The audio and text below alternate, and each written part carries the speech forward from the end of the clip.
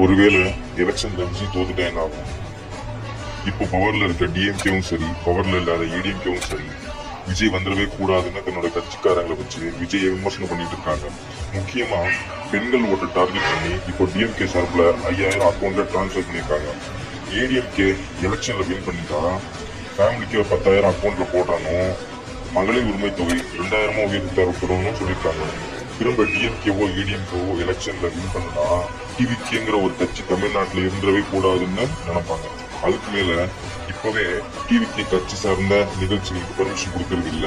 ஒருவேளை வின் பண்ணல அப்படின்னா ஒரு மீட்டிங்க்கு பர்மிஷன் கொடுக்கறது பெரிய விஷயம் ஆயிடும். ஆனா பர்சனலா எனக்கு என்ன தோணுதுன்னா விஜய் எல்லாம் வின் பண்ணிடுவார்னு தோணுது. ஏன்னா நம்ம பசங்க வின் பண்ணிட்டா கூட அமைதியா இருப்பாங்க.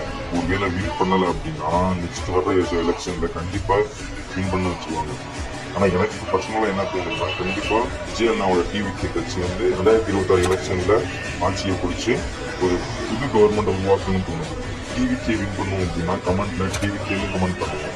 பார்ப்போம் எவ்வளவு பேர் விஜய் அண்ணாக்கு சப்போர்ட்டா கமெண்ட் பண்றீங்க.